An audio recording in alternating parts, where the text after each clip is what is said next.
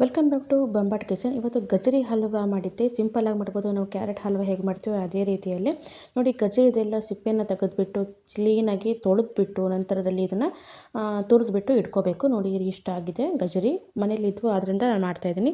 ನಂತರ ಒಂದು ಪ್ಯಾನ್ಗೆ ತುಪ್ಪನ ಬಿಸಿ ಮಾಡ್ಕೋಬೇಕು. ಇಲ್ಲಿ ತುಪ್ಪ ಸ್ವಲ್ಪ ಜಾಸ್ತಿ ಬಳಸಬೇಕು ನಿಮಗೆ ಹಲ್ವಾ ಮಾಡಬೇಕು ಅಂದರೆ. ನೋಡಿ ಇದು ಮನೇಲಿ ಮಾಡಿದಂಥ ತುಪ್ಪ, ಅದು ಪ್ಯಾಕೆಟ್ ಹಾಲಿನಿಂದ. ಅದನ್ನು ಕೂಡ ಹೇಗೆ ಮಾಡೋದು ಅಂತ ನಾನು ವಿಡಿಯೋ ಹಾಕಿದ್ದೀನಿ, ದಯವಿಟ್ಟು ನೋಡ್ಕೊಂಬನ್ನಿ. ನೋಡಿ ತುಪ್ಪ ಕರೆದ ಮೇಲೆ ಇಲ್ಲಿ ಡ್ರೈ ಫ್ರೂಟ್ಸ್ ಹಾಕ್ತಾ ಇದ್ದೀನಿ. ನಾನಿಲ್ಲಿ ದ್ರಾಕ್ಷಿ ಮತ್ತು ಬಾದಾಮಿನ ಹಾಕ್ತಾ ಇದ್ದೀನಿ. ಗೋಡಂಬಿ ಹಾಕ್ಬೋದು, ಪಿಸ್ತಾ ಹಾಕೋಬೋದು, ಯಾವ ಬೇಕಾದ್ರೂ ನೀವು ಡ್ರೈ ಫ್ರೂಟ್ಸ್ನ ಹಾಕೋಬೋದು. ನಂತರ ಇದನ್ನು ನಾವು ತುಪ್ಪದಲ್ಲಿ ಚೆನ್ನಾಗಿ ಫ್ರೈ ಮಾಡ್ಕೋಬೇಕು. ಘಮ ಘಮ ಪರಿಮಳ ಬರುತ್ತೆ.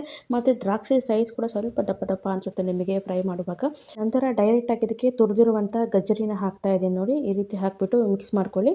ನಾವು ತುಪ್ಪನ ನಂತರದಲ್ಲಿ ಮತ್ತೆ ಹಾಕಬೇಕು. ಇಷ್ಟು ತುಪ್ಪ ಸದ್ಯಕ್ಕೆ ಫ್ರೈ ಮಾಡಿ ಹಾಕ್ತೀವಲ್ಲ ಅಷ್ಟು ಸಾಕು. ನಂತರ ತುಪ್ಪದಲ್ಲೇ ಮತ್ತು ಗಜ್ಜರಿನೂ ಕೂಡ ನಾವು ಫ್ರೈ ಮಾಡ್ಕೋಬೇಕು.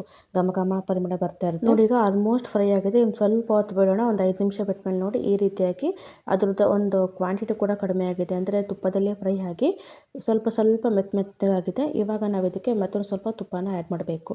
ತುಂಬ ಚೆನ್ನಾಗಿ ಬರುತ್ತೆ. ತುಪ್ಪ ಜಾಸ್ತಿ ಹಾಕಿದ್ರೆ ನಮಗೆ ಒಂದು ಹಲ್ವಾ ಅಂದರೆ ತುಂಬ ರುಚಿಯಾಗಿ ಬರುತ್ತೆ. ತುಪ್ಪ ಕಡಿಮೆ ಹಾಕಿದ್ರೆ ಸ್ವಲ್ಪ ಟೇಸ್ಟ್ ಡಿಫ್ರೆನ್ಸ್ ಅನಿಸುತ್ತೆ. ನೋಡಿ ಮತ್ತೆ ಇಲ್ಲೊಂದು 2 ಸ್ಪೂನ್ ತುಪ್ಪ ಹಾಕ್ತಾ ಇದ್ದೀನಿ ನಾನು.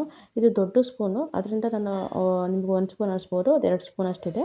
ನಂತರದಲ್ಲಿ ಮತ್ತೆ ಇದನ್ನು ಮಿಕ್ಸ್ ಮಾಡ್ಕೋಬೇಕು. ಮತ್ತು ನಿಮಗೆ ಜಾಸ್ತಿ ತುಪ್ಪ ಬೇಕು ಅಂದರೆ ನೀವು ಹಾಕ್ಕೋಬೋದು, ತುಂಬ ಚೆನ್ನಾಗಿರುತ್ತೆ. ಇಷ್ಟು ಸಾಕು ಅಂತ ಇಷ್ಟು ಹಾಕಿದ್ದೀನಿ.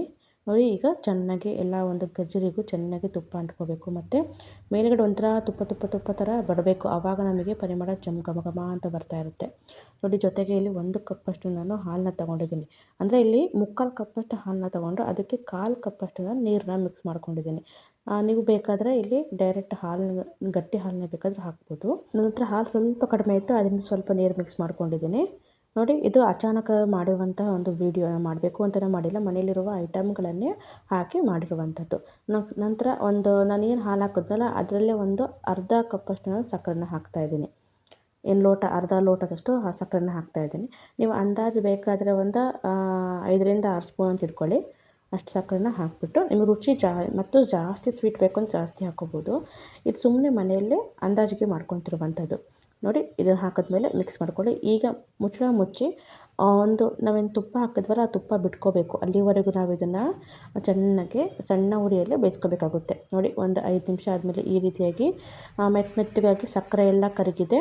ಇದನ್ನು ಒಂದ್ಸರಿ ಮಿಕ್ಸ್ ಮಾಡ್ಕೊಳ್ಳೋಣ. ನೋಡಿ ಮತ್ತು ನೀರು ಅಂಶ ಇದೆಯಲ್ಲ, ಆ ನೀರು ಅಂಶ ಎಲ್ಲ ಹೋಗಬೇಕು. ಆವಾಗ ನಮಗೆ ಸೂಪರಾಗಿರುವಂಥ ಗಜರಿ ಹಲ್ವಾ ರೆಡಿಯಾಗುತ್ತೆ. ನೋಡಿ ಈ ರೀತಿಯಾಗಿ ಮಿಕ್ಸ್ ಮಾಡ್ತಾ ಮಧ್ಯದಲ್ಲಿ ಸ್ವಲ್ಪ ಇರುತ್ತೆ, ಮಿಕ್ಸ್ ಮಾಡ್ಕೊಳ್ತಾ ಇರಿ. ನೋಡಿ ಮತ್ತೆ ಮುಚ್ಚಳ ಮುಚ್ಚಿ ಈಗ ಫಸ್ಟು ನೀರಿನ ಅಂಶ ಎಲ್ಲ ಹೋಗಬೇಕು, ಅಲ್ಲಿವರೆಗೂ ನಾವು ಇದನ್ನು ಫ್ರೈ ಮಾಡ್ಕೋಬೇಕು. ನೋಡಿ ಮಧ್ಯದಲ್ಲಿ ಮತ್ತೊಂದು ಸರಿ ಓಪನ್ ಮಾಡಿದ್ರೆ ಸ್ವಲ್ಪ ನೀರಿನ ಅಂಶ ಮತ್ತೆ ಕಡಿಮೆ ಆಗಿದೆ. ಮತ್ತು ಇದನ್ನು ಮತ್ತೆ ಮುಚ್ಚಳ ಮುಚ್ಚಿ ಮತ್ತೆ ಮಾಡ್ಕೋಬೇಕು. ಕನಿಷ್ಠ ಅಂದರೆ ಒಂದು 15ರಿಂದ 20 ನಿಮಿಷ ಮೇಲಾಗುತ್ತೆ ಇದು ಮಾಡೋಕ್ಕೆ. ಒಂದು ಸ್ವಲ್ಪ ಟೈಮ್ ಹಿಡಿಯುತ್ತೆ ಮಾಡಬೇಕು ಅಂದರೆ. ನೋಡಿ ಈಗ ಮತ್ತೆ ಇದೇ ರೀತಿ ಲೋ ಫ್ಲೇಮಲ್ಲಿ ನಾವು ಇದನ್ನು ಫ್ರೈ ಮಾಡ್ಕೊಳ್ತಾ ಇರಬೇಕು. ನೋಡಿ ಮತ್ತೆ ಈಗ ಟರ್ನ್ ಮಾಡ್ತಾ ನೀರೆಲ್ಲ ಹೋಗ್ತಾ ಬರ್ತಾ ಇದೆ. ನೀವು ಈಗ ಮುಚ್ಚಳ ಮುಚ್ಚಿ ಕೂಡ ನೀವು ಫ್ರೈ ಮಾಡ್ಕೋಬೋದು ಇದೇ ರೀತಿಯಲ್ಲಿ. ನೋಡಿ ಒಂದು ಸ್ವಲ್ಪ ಹೊತ್ತಾದಮೇಲೆ ಈ ರೀತಿಯಾಗಿ ನಮಗೆ ಏನು ತುಪ್ಪ ಹಾಕಿದ್ವಲ್ಲ ಫಸ್ಟಿಗೆ ಎಲ್ಲ ತುಪ್ಪನೂ ಹಿಂಗೆ ಬಿಟ್ಕೊಂಡಿದೆ. ಅಕ್ಕಪಕ್ಕ ಎಲ್ಲ ಈ ರೀತಿ ತುಪ್ಪ ನೀವು ಜಾಸ್ತಿ ತುಪ್ಪ ಹಾಕಿದರೆ ಜಾಸ್ತಿ ಬಿಟ್ಕೊಳುತ್ತೆ. ನಾವಿಲ್ಲಿ ಮೀಡಿಯಮಾಗಿ ತುಪ್ಪ ಹಾಕಿದ್ದೀವಲ್ಲ, ಅದರಿಂದ ಈ ರೀತಿ ತುಪ್ಪ ಬಿಟ್ಕೊಂಡ್ರೆ ನಮಗೆ ಸೂಪರಾಗಿರುವಂಥ ಗಜರಿ ಹಲ್ವಾ ಈಗ ರೆಡಿಯಾಗಿದೆ. ನೀವು ಈ ರೀತಿಯಾಗಿ ಸಿಂಪಲ್ಲಾಗಿ ಮನೆಗೆ ಯಾರಾದ್ರು ಬರ್ತಾರೆ, ಇಲ್ಲಾಂದರೆ ನೀವು ಮಕ್ಳಿಗೆ ಮಾಡ್ಕೊಡ್ಬೋದು. ಇಲ್ಲಾಂದರೆ ನೀವು ಕೂಡ ಈ ಥರ ಗಜರಿ ಇತ್ತು ಅಂದರೆ ಮಾಡ್ಕೋಬೋದು. ಇಲ್ಲ ಇದೇ ರೀತಿ ಕ್ಯಾರೆಟ್ ಕೂಡ ನೀವು ಮಾಡ್ಕೋಬೋದು. ನೋಡಿ ನಾನು ಅದೇ ರೀತಿ ಸ್ವಲ್ಪ ಫ್ರೈ ಮಾಡ್ತಾನೆ ಲೋ ಫ್ಲೇಮಲ್ಲೇ ಮಾಡ್ತಾಯಿದ್ದೆ. ಈ ರೀತಿಗೆ ಪರ್ಫೆಕ್ಟಾಗಿ ನಮಗೆ ಗಜರಿ ಹಲ್ವಾ ರೆಡಿಯಾಗಿದೆ. ಈಗ ಇದನ್ನು ತಿನ್ಬೋದು ಆರಾಮಾಗಿ ನಾವು ಸರ್ವ್ ಮಾಡಿಕೊಂಡು.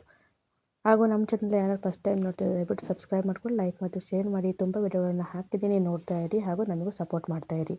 ನೋಡಿ ನಮ್ಮ ಗಜರಿ ಹಲ್ವಾ ಯಾವ ರೀತಿಯಾಗಿ ಸೂಪರಾಗಿ ರೆಡಿಯಾಗಿದೆ. ಗಜರಿ ಮತ್ತು ಕ್ಯಾರೆಟ್ ಸ್ವಲ್ಪ ಡಿಫ್ರೆನ್ಸ್ ಅನಿಸುತ್ತೆ. ಗಜರಿ ಸ್ವಲ್ಪ ತಿನ್ನೋಕ್ಕೆ ಬೇರೆ ಥರ ಇರುತ್ತೆ, ಕ್ಯಾರೆಟ್ ಸ್ವಲ್ಪ ಬೇರೆ ಥರ ಇರುತ್ತೆ. ಆದರೆ ಎರಡೂ ಹಲ್ವಾ ಮಾಡೋದು ಸೇಮ್ ಇದೇ ಥರ ಮಾಡ್ಕೊಳ್ಳಿ ನೀವು.